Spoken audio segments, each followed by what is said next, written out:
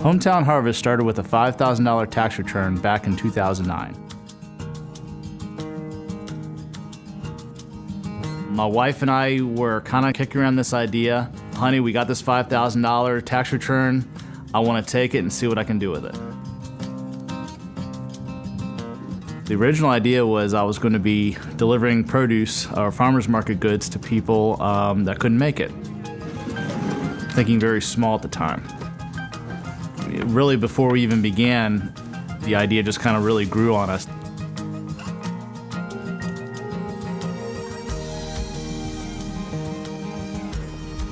We make 900 to 950 deliveries every week. We want to be a farmers market home delivery service.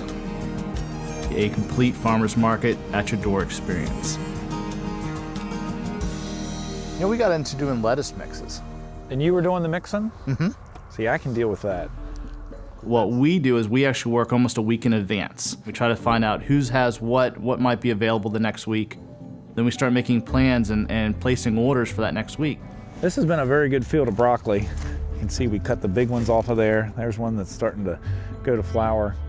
And the honeybees that are here visiting are loving it.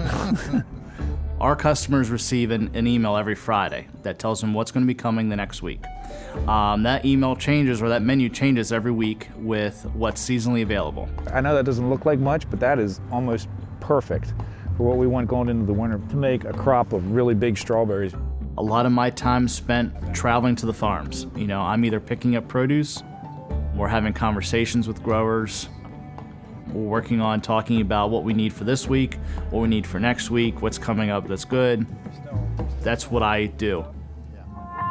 And then I want to change the tweet for Facebook. Yes. Tony's business isn't a storefront. It's not a stall at a farmer's market. Everything is online.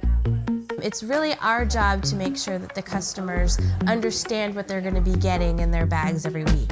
Non-dairy milk, garlic, lemon, salt.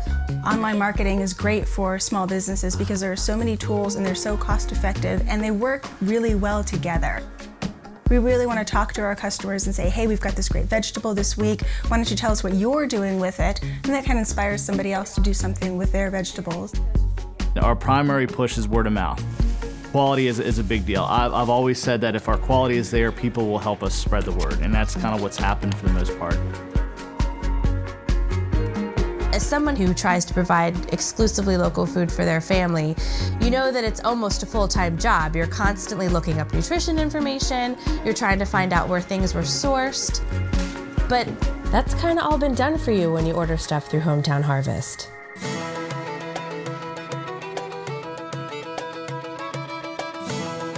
It's a really difficult job being a farmer. There's a lot to do. You're up at the crack of dawn and you're working all day long.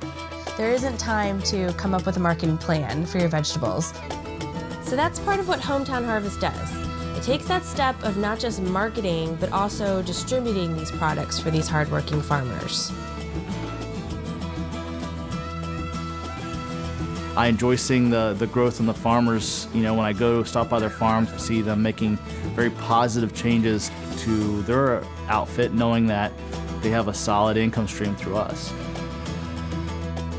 Tony's always thinking about ways to improve the service, new things to bring in, new ways to interact with customers. That's really the drive behind this business. His personality is so big that it's going to keep it going for a long time.